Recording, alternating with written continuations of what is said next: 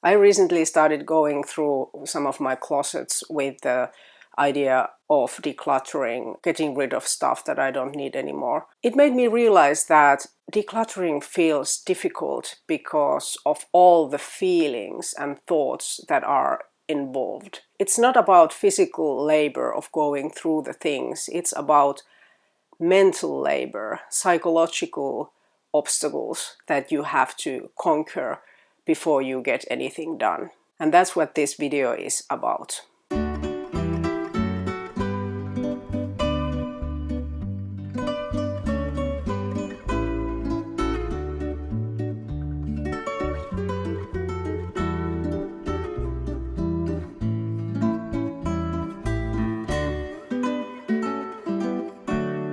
Hi, my name is Jana. Welcome back to my channel, where I talk about my cozy and creative life in the Finnish countryside. What are the reasons why it has been so difficult for me to get rid of some of my possessions? For example, I found this dress in my closet where it has been sitting for years, waiting for another chance. I used to love this. This color is exactly my color. But the problem is that it has stains under the armpits, maybe deodorant stains or sweat stains or something that cannot be washed away.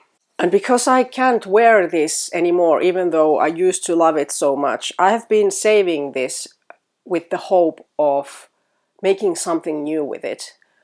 Because I consider myself a creative person, and I know that I could potentially make this into something else, like a new garment, maybe a skirt, maybe a top. I don't know, there are many possibilities. But the point is, I was clinging to this garment, thinking about the person that I want to become. I'm not saving it for the person that I am right now. Because the truth is, I have other creative outlets. I don't really have time for sewing.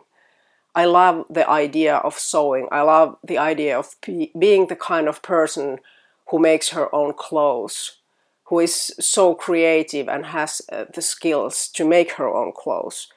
But the truth is, I just don't have the time for it right now.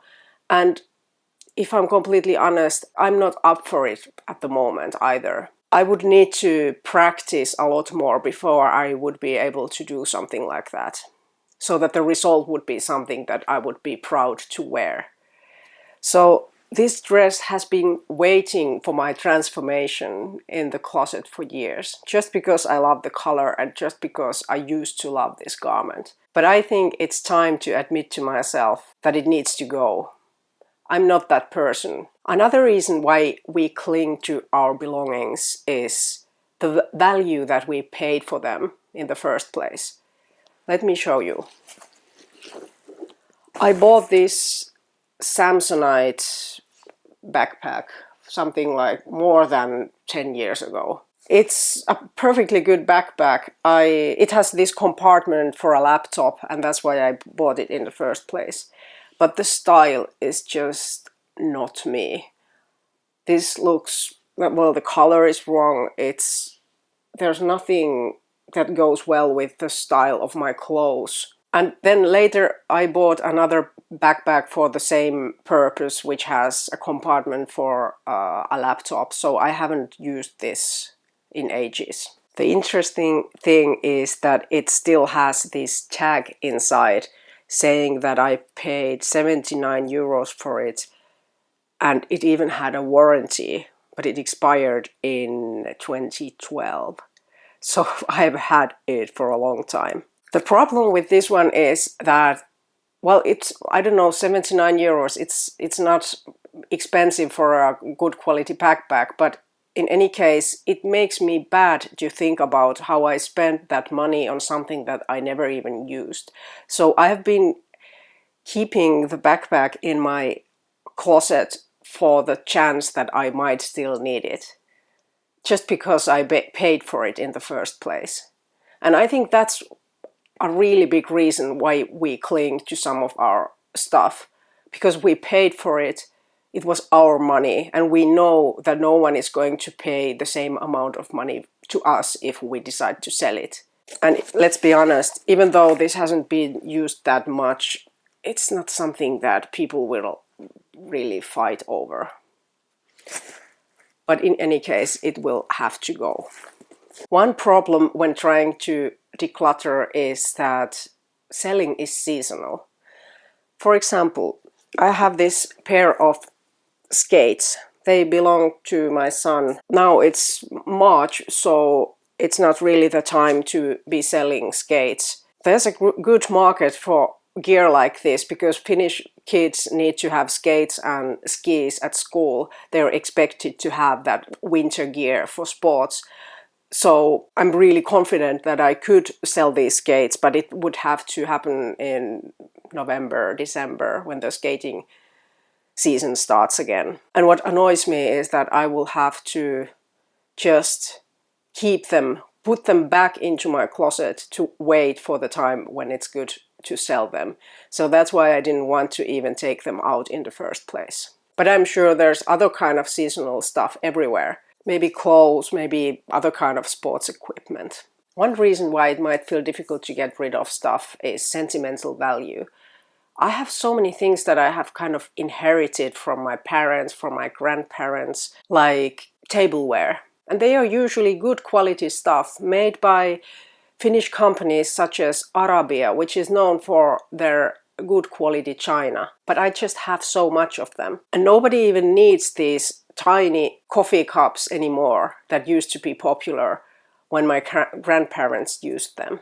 I really don't know what I should do with all of the tableware that I have. I have already sold some of them, but I'm keeping some just to remind me from my grandparents. But I think I need to apply some more rules. What is a healthy amount of memorabilia in one's house? And often the problem is that I have the feeling that keeping all this stuff is expected from me. My grandparents are deceased, but what would they think if they knew that I was selling their lovely coffee cups at a thrift store? Would they be offended?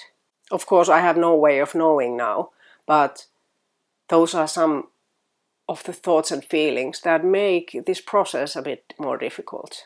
Decluttering is messy. You might have this certain kind of balance in your house where it looks on the surface that everything is more or less tidy and organized. And that's why you don't want to open your closet and start going through it, because if you start doing that, then at first there's even more mess than there was to begin with. I think for me this is one of the biggest reasons why I don't go through my closets as often as I should. I just close the door and hope for the best.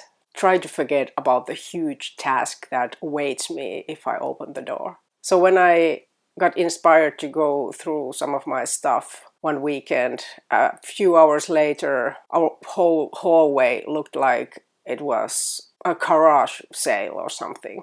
And maybe not unexpectedly, the rest of my family wasn't too excited about what a mess I had made. But making a mess is an inevitable part of decluttering. If you want to get things organized, you have to be able to live with the fact that things will be a bit less organized for a while. And another thing is that decluttering is an ongoing process. It's rarely something that you can just do once and then forget about it, because, I don't know, life is such that new stuff just keeps coming. I don't know, it's maybe something about this modern life that all of us just seem to be getting new stuff, even though we don't actively try to get it. So you have to go through this decluttering process every once in a while, maybe every couple of months or at least once a year.